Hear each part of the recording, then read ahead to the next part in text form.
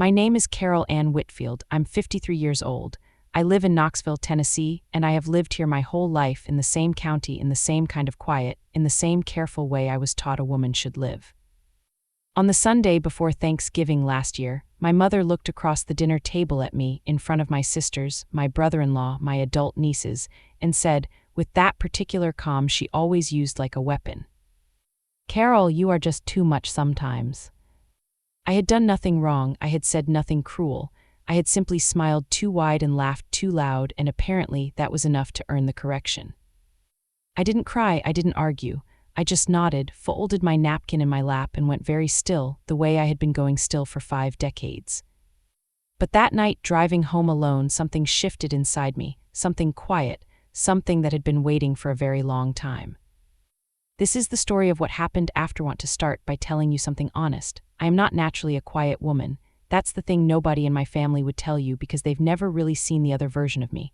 The one who exists outside of Sunday dinners and holiday gatherings and the long shadow of my mother's expectations. The one who laughs from her belly at bad jokes. The one who talks too fast when she's excited about something. The one who cries at commercials and sings off-key in the car and has opinions, real, full, inconvenient opinions, about almost everything. That woman exists, she has always existed. But for most of my life, she lived very quietly inside me like a tenant who learned to keep the volume low because the landlord had certain rules. I grew up the middle child in a family of 4 children.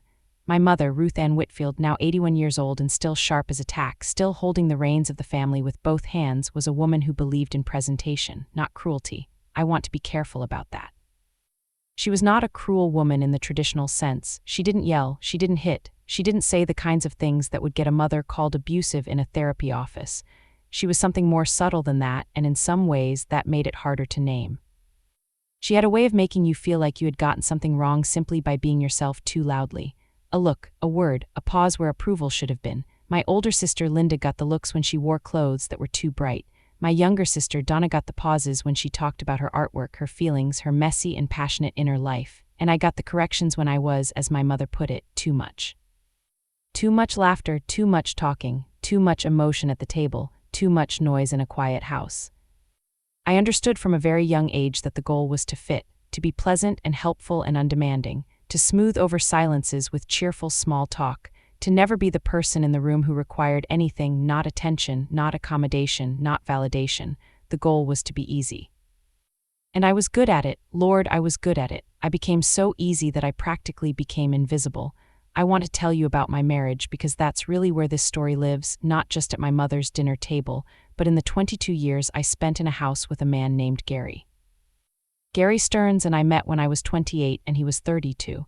He was charming in the way that certain men are charming, attentive at first, funny, steady, the kind of solid that feels safe when you've grown up learning to be small.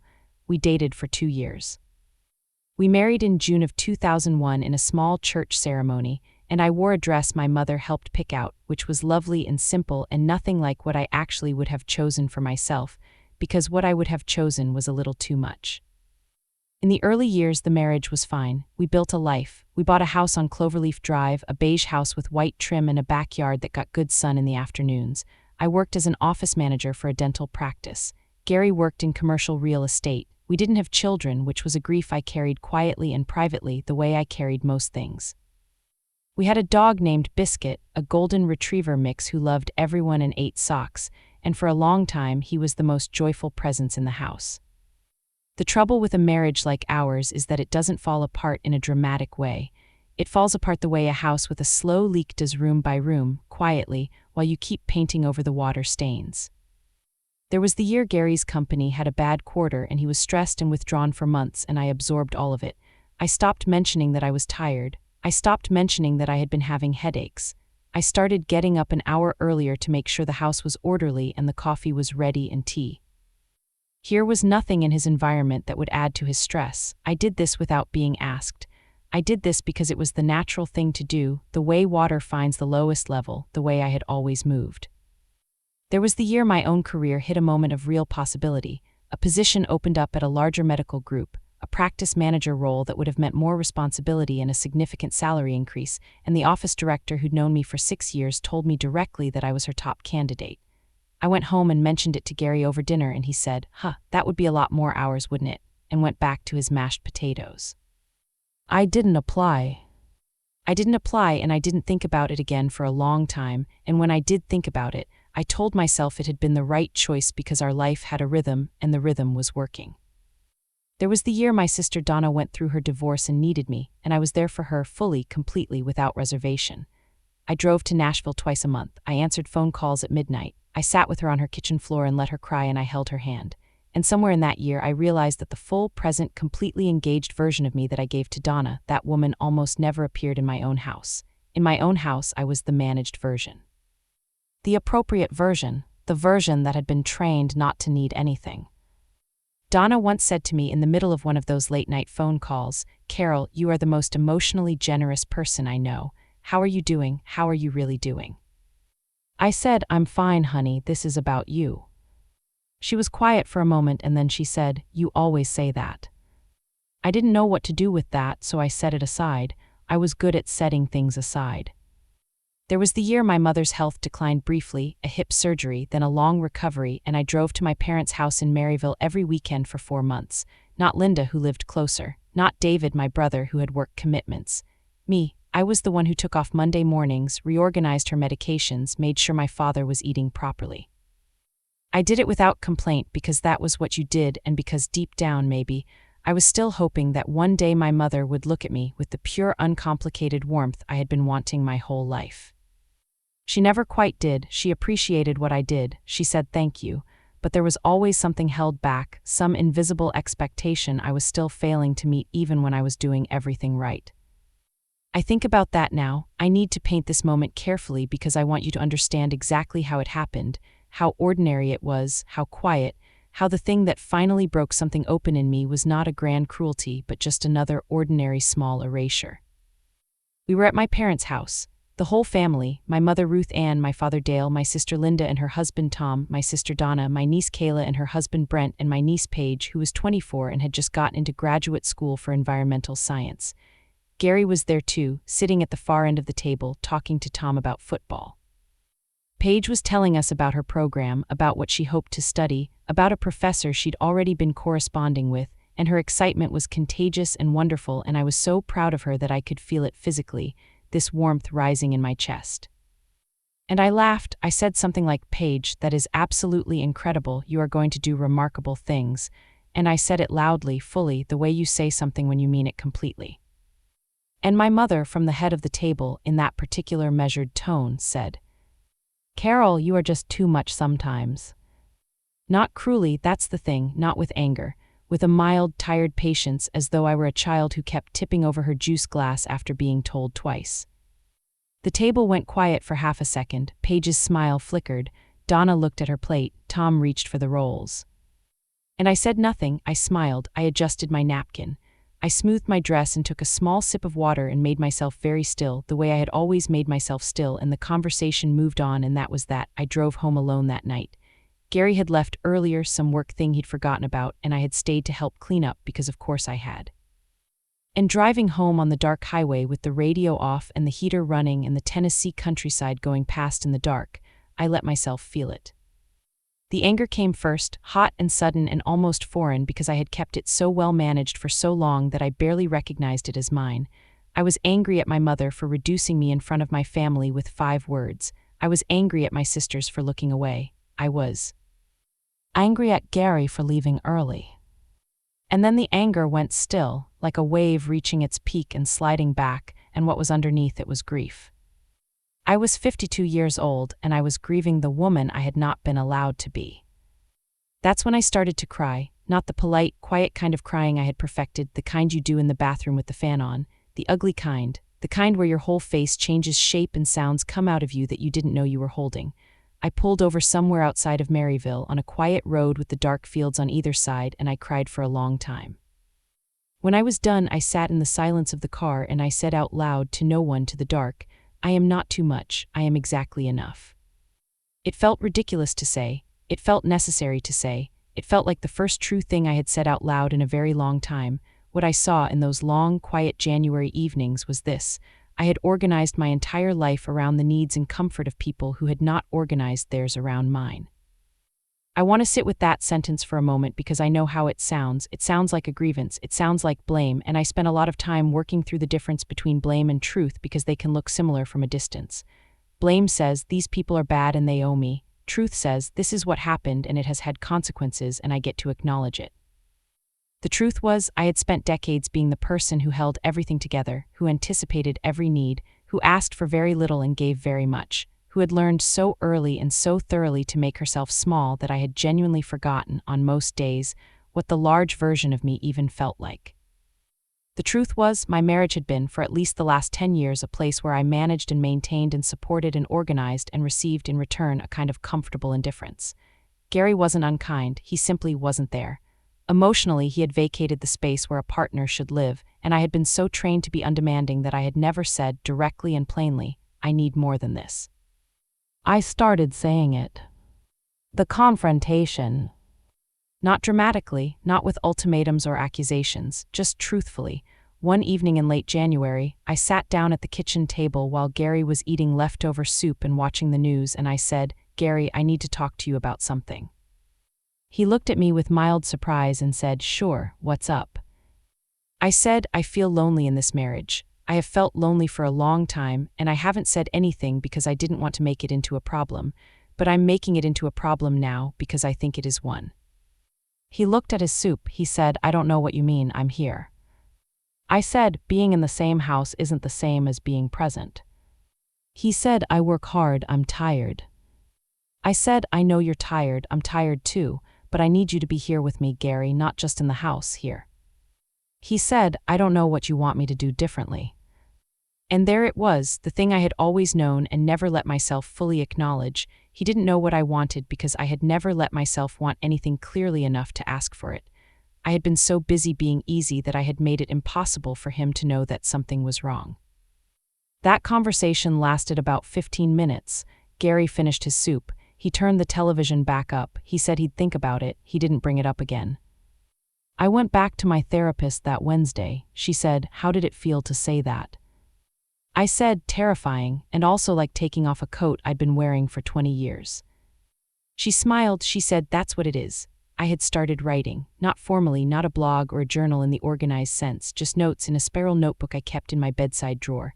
Long, wandering, honest notes about my life, about my childhood, about the moments I had gone still, about the things I had wanted and hadn't asked for and hadn't let myself want, about the woman I thought I might be if I stopped managing myself so carefully.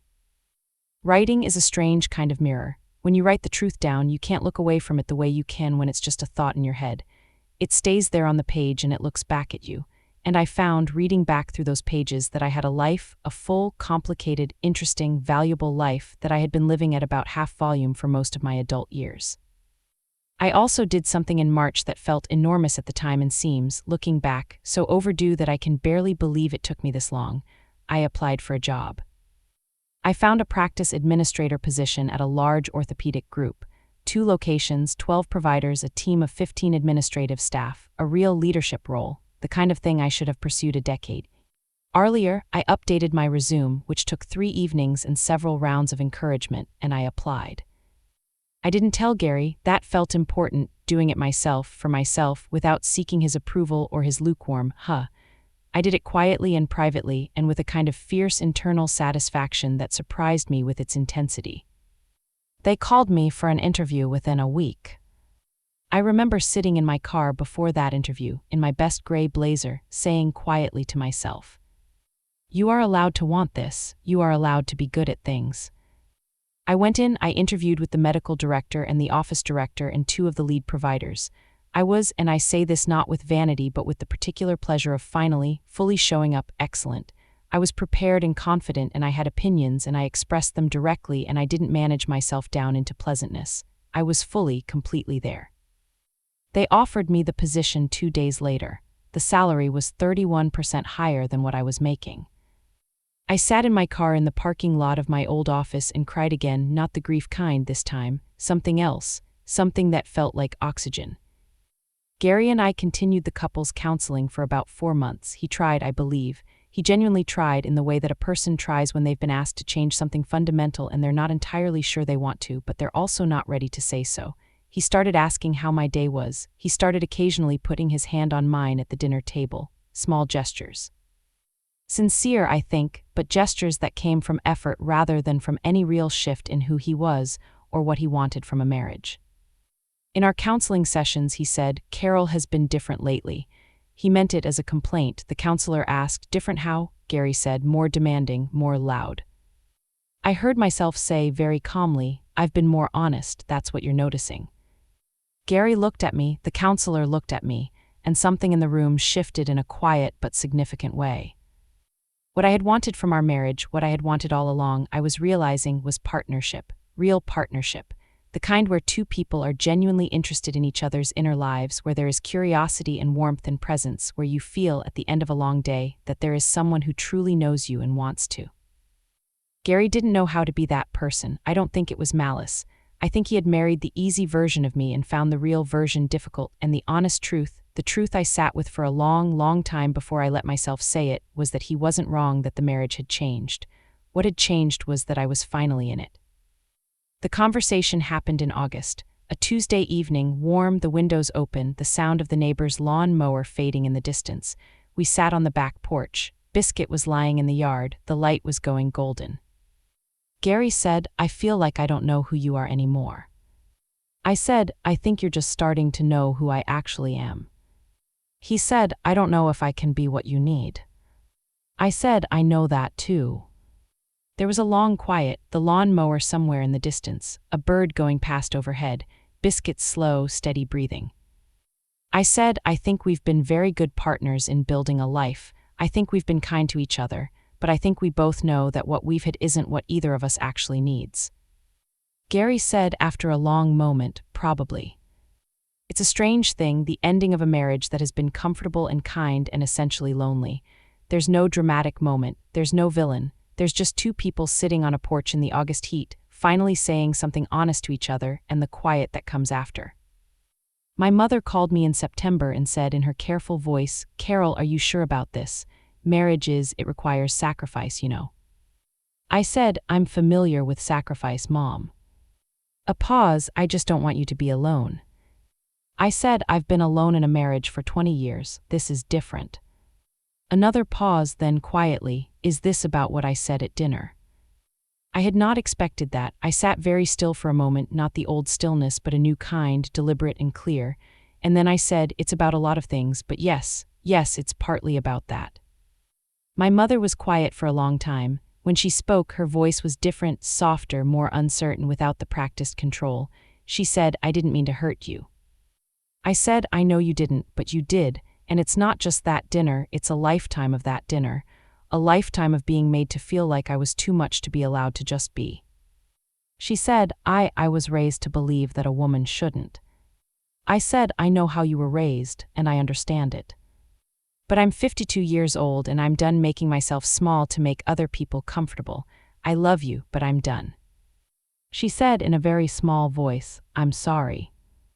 I believe she meant it. My mother is not a woman who apologizes easily or often, and when she does, it costs her something. I said, "Thank you," and I meant that too. I moved into the apartment in October. The first night I sat on the kitchen floor with a glass of wine and a cheese plate from the grocery store and Biscuit's leash on the hook by the door, and I thought, I am 52 years old and I am starting over. And I felt, in equal measure, terrified and electrified and free. I had takeout boxes in the fridge for 2 weeks while I figured out my own rhythms. I stayed up too late reading because nobody was there to passively judge the reading light. I hung things on the walls without consulting anyone.